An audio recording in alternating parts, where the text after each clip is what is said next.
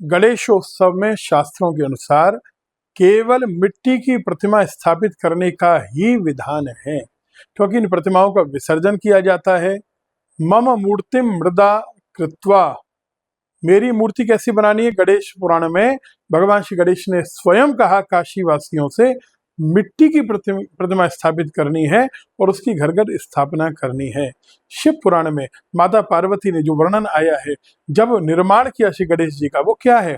वो मिट्टी के पुतले से बनाई है, या मैल माने उबटन जो उतरा जाता है उसके पुतले से निर्माण किया है। तो मिट्टी की ही प्रतिमा स्थापित करनी है।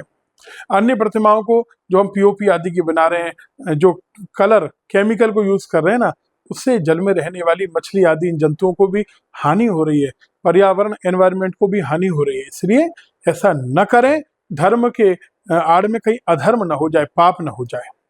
मिट्टी की प्रतिमा आप अपने घर में भी बना सकते हैं, भाव से आप जैसी बनाएं वो अच्छी। मैं आपको बताता हूं तरीका कैसे मिट्टी की प्रतिमा बनानी चाहिए।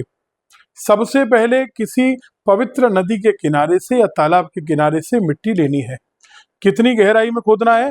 2.5 से, एक शास्त्र है मय मतम, उस मय मतम में वर्णन है लगभग 2.5 से 3.5 इंच का गड्ढा खोदिए, उसके बाद नीचे से उसमें से मिट्टी निकालिए, या किसी शमी या पीपल के पेड़ की जड़ में से मिट्टी लीजिए और उसमें क्या क्या मिलाना है? हल्दी, घी, शहद, उसमें गोबर मिलाना है, थोड़ा गोमूत्र मिलाना है, गंगा जल, यमुना जल आदि पवित्र जल मिलाने हैं, और फिर उससे आप जैसे चाहें भाव से गणेश जी की प्रतिमा की स्थापना करें, निर्माण करें और विराजमान करें।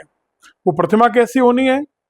गणेश जी की एक दंतम चतुर्हस्तम पाशमंकुश धारणम, एक दंत होने चाहिए, एक दांत हाथ में, एक दंत यहाँ लगा हो तो और अच्छा, अन्यथा केवल एक दंत।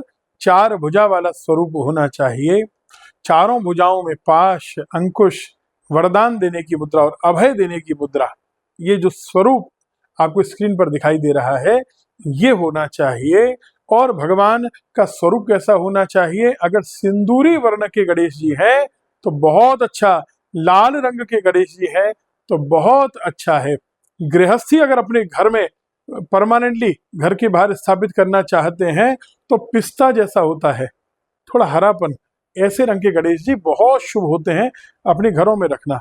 लेकिन लाल रोली के रंग के या चंदन के रंग के, केसरिया रंग के गणेश जी बहुत शुभप्रद होते हैं।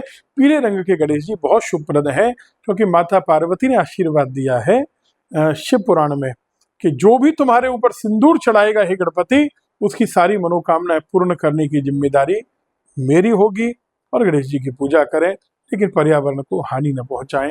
ये बात जल्दी से जल्दी, ज्यादा से ज्यादा लोगों तक पहुंचाएं, जिससे गणेश चतुर्थी आ रही है, गणेश चतुर्थी पर सबको आनंद हो, सबको लाभ मिले। अपने मित्रों को, परिवारजनों को अवश्य भेजें, शेयर करें। राधे राधे।